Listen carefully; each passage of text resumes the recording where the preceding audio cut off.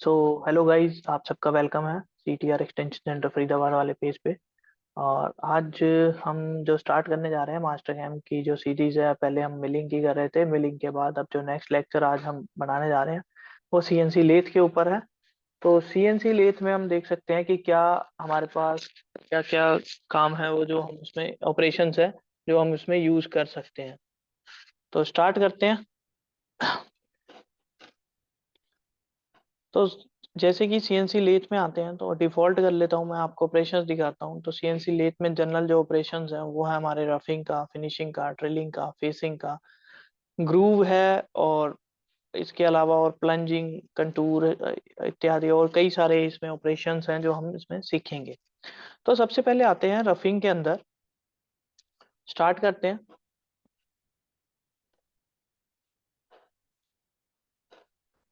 मैं एक CNC turning का कोई प्रोफाइल यहाँ पे बना लेता हूँ। अब जब CNC टर्निंग की बात कर रहे हैं तो हमारा जो हमें पता है कि जो ऑब्जेक्ट हमने बनाना है वो हमारा कौन से क्वाड्रेंट में होना चाहिए, सेकंड और थर्ड में। इन दोनों के बीच में ही वो प्रोग्रामिंग जनरेट करेगा। मिलिंग में हम क्या करते थे, मिलिंग में या तो हमारा फर्स्ट क्वाड्रेंट में रहता था या फिर हमारा सेंटर पे रहता था, पीस चारों क्वाड्रेंट में रहता था। बट इसमें हम अपने हिसाब से रख सकते हैं। मोस्टली जो हमारा पीस है वो हमारा सेकंड और थर्ड में ही लाई करेगा। तो इसकी विड्थ मैं दे देता हूँ 100। अब यहाँ पे मैं जैसे ही 100 दे रहा हूँ तो ये इधर की तरफ इसलिए जा रहा है क्योंकि यहाँ पे माइनस में वैल्यू नहीं दी। आपको पता है जो क्वाड्रेंट से परली तरफ में हम जाते हैं वहां पे एक्स एक्सिस क्या होता है, नेगेटिव में होता है। तो इसने एक्स एक्सिस नेगेटिव में बना दिया। अभी फिर से हम एक बार बना लेते हैं, स्टार्ट करते हैं। आधी प्रोफाइल बनाएंगे हम इसमें और आधी ये खुद ब खुद जनरेट करेगा। तो यहाँ पे आते हैं, मैं इसमें -100 की वैल्यू दे देता हूँ। और जो इसका हाइट है, हाइट को हम रख लेते हैं 20। तो सपोज करते हैं ये मैंने एक पीस जनरेट कर लिया जिसकी आधी मैंने ड्राइंग जनरेट करी है। अभी सबसे पहला जो हमारा ऑपरेशन है वो हम सीखेंगे, जो टर्निंग के अंदर वो सीखेंगे पहले फेस की फेसिंग कैसे करनी है, देन फिर रफिंग के ऊपर आएंगे।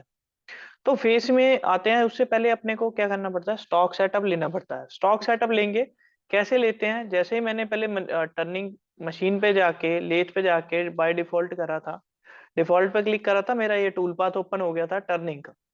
तो टर्निंग में आते हैं, तो टर्निंग में सबसे पहले जो ऑपरेशन मैंने चूज करा वो फेसिंग का करूंगा। और यहाँ पे ये टूल पाथ खुल जाएगा जहाँ पे हम इसको स्टॉक डिफाइन करेंगे, जैसे हम मिलिंग में करते हैं सेम वही है। स्टॉक पे क्लिक करते हैं, इसमें आते हैं तो स्टॉक, ये स्टॉक है हमारा। प्रॉपर्टीज पे जाएंगे, प्रॉपर्टीज में जाके है पूछता है ऑडी। तो ऑडी अगर आपको मालूम है तो आप डायरेक्ट भी चूज कर सकते हो, नहीं तो सिलेक्ट पे जाओ और इसका जो मैक्सिमम डायामीटर है, मैक्सिमम हाइट है, हम उसको क्लिक करेंगे तो ये ऑटोमेटिकली पिक कर लेगा। हमने 20 का बनाया था, ये 40 का लेगा। मतलब ये दोनों साइड चलती है। उसके बाद जो लेंथ की बात आती है, अगर लेंथ मालूम है ठीक है, नहीं तो यहाँ से लेंथ को भी सिलेक्ट कर लेते हैं। ये डायरेक्टली उसको रिकॉग्नाइज कर लेगा कितने की लेंथ है। और यहाँ पे ओके करेंगे और ये एक स्टॉक जनरेट कर देगा हमारा कुछ इस तरीके से।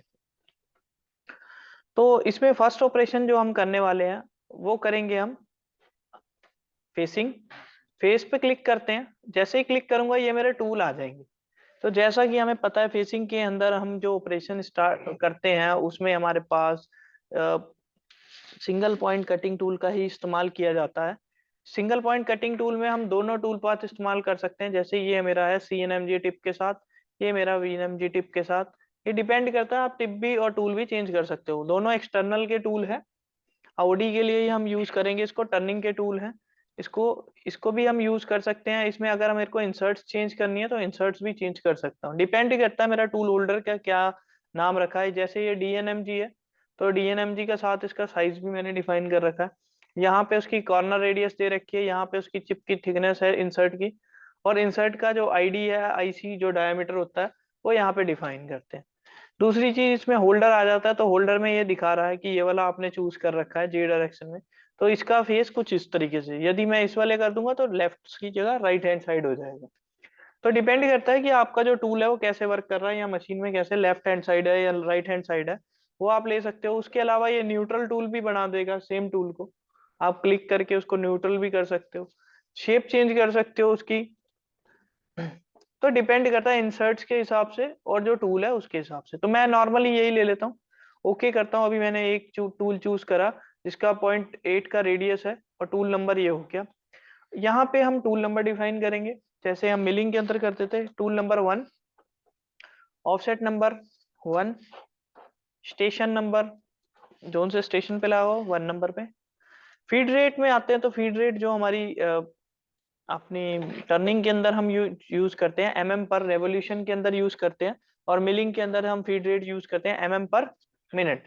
तो एमएम पर रेवोल्यूशन यानी कि 0.2 मैंने दे दिया है। तो ये क्या होगा कि एक राउंड जो मेरा चक्का घूमेगा या एक राउंड जो वर्कपीस रोटेट करेगा, तो 0.2 का जो कि इंक्रीमेंट होगा टूल की साइड से, मतलब टूल 0.2 अंदर इंसर्ट करेगा। उसके बाद यहाँ पे स्पिंडल स्पीड है। स्पिंडल स्पीड भी मैं आरपीएम में दे देता हूँ, कितनी मेरे को स्पिंडल स्पीड चाहिए। सपोज करते हैं हम एल्यूमिनियम पे है तो हम 2000 तक दे देते हैं। और फिनिशिंग स्पीड यहाँ पे मैक्सिमम स्पिंडल स्पीड भी हम डिफाइन कर सकते हैं कि मैक्सिमम भी मैं 2000 ही दे देता हूँ। और यहाँ पे आप क्या बोलते हैं, कांस्टेंट कटिंग स्पीड, सीएसएस जिसको बोला जाता है, कांस्टेंट सरफेस कटिंग स्पीड बोलते हैं, वो भी आप डिफाइन कर सकते हो कि मिनिमम कितनी रहनी चाहिए और मैक्सिमम कितनी होनी चाहिए। तो मैं आरपीएम पे क्लिक करके यहाँ पे अगर वैल्यू कम रखनी है तो कम भी रख सकता हूँ, ज्यादा रखनी है मैं अभी ऑलमोस्ट सेम ही रख रहा हूँ। सेकंड चीज आती है फेस के पैरामीटर्स। तो फेसिंग हम कर रहे हैं तो आपको पता है जो हमारा टूल है वो ऊपर से नीचे की डायरेक्शन में कटिंग करता हुआ चलेगा, ऊपर से नीचे की तरफ। तो यहाँ पे ये पूछता है कि एंट्री अमाउंट कितना होना चाहिए, कितने अमाउंट से एंट्री करे। यहाँ पे डिफाइन कर रखा है कितने ऊपर से आप उसको चलाना चाहते हो। सपोज करते हैं मैं 40 का डाया तो मैं 42 से उसको ऊपर से चलाऊंगा, तो ये 2 mm मैंने यहाँ पे वैल्यू डाल दी। ये पूछता है roughing step over. Roughing step over मतलब इन दोनों के बीच का गैप कितना होना चाहिए, पहले स्टेप और दूसरे स्टेप के बीच में कितना गैप होना चाहिए। मैं कहता हूँ जी 0.1 का गैप होना चाहिए। फिर फिनिशिंग में अगर आप रखना चाहते हैं या फिनिशिंग वाला ऑन करना चाहते हो तो आप उसको, अभी मैं इसको बंद कर देता हूँ। उसके अलावा ओवरकट कितना करना है, सेंटर से कितना नीचे तक जाना चाहिए आपका पीस, मतलब ताकि हमारी जो आगे टिप है वो ना रहे।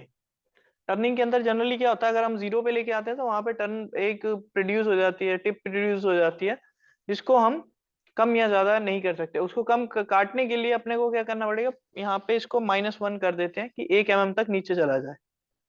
उसके बाद रिट्रैक्शन कितना हो, पीछे कितना हटे कटिंग करने के बाद, क्योंकि जो हमारा टूल है इस तरीके से नीचे आएगा और कटिंग करके पीछे हटके फिर दोबारा से आगे के स्टेप ओवर लेगा।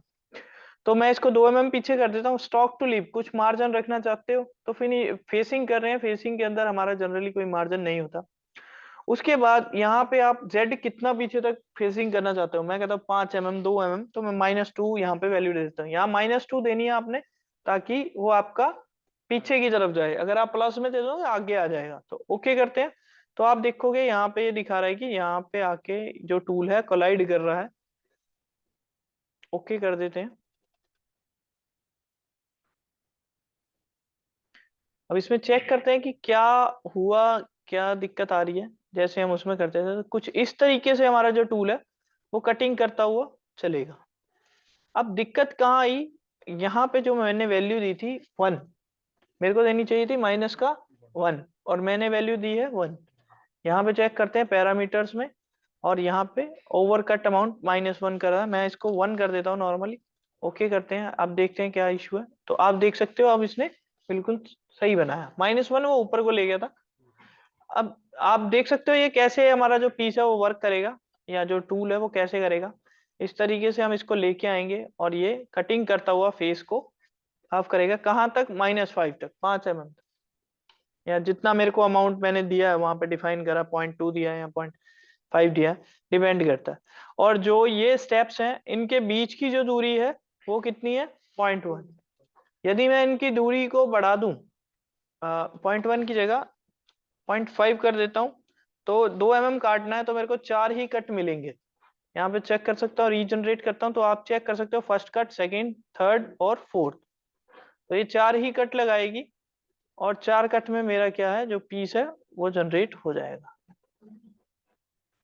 प्ले करते हैं, आया, और 1 2 3 एंड देन फोर्थ कट, और ये पार हो गया। अगर आप फिनिशिंग कट भी लगाना चाहते हो इसमें तो फिनिशिंग कट स्टार्ट कर लो। कितने का, मैंने 0.5 का कट दिया और 250 माइक्रोन का एक कट दे देता हूँ, या 2 कट दे देते हैं हम 2.5 के, और 0.1 के 2 कट दे देते हैं इसके साथ। तो ये ऑटोमेटिकली कैलकुलेट करेगा, पहले जो मोटे मोटे स्टेप लगाएगा वो लगाएगा 4 तक, और उसके बाद 100 माइक्रोन के 2 गट लगा देगा, जो फिनिशिंग में हम यूज करेंगे। तो इसमें बस इतना ही था, ज्यादा कुछ है नहीं। और हम इसको वेरीफाई कर सकते हैं, स्टॉक हमने ले लिया था, वेरीफाई करते हैं कि कैसे हमारा जो टूल है वो परफॉर्म करेगा। यहाँ पे आते हैं और ये फेसिंग कर रहा है, और आप देख सकते हो कुछ इस तरीके से कटिंग करता हुआ। बहुत जल्दी जल गया। थोड़ी स्पीड स्लो कर लेते हैं और फिर से चला के देखते हैं।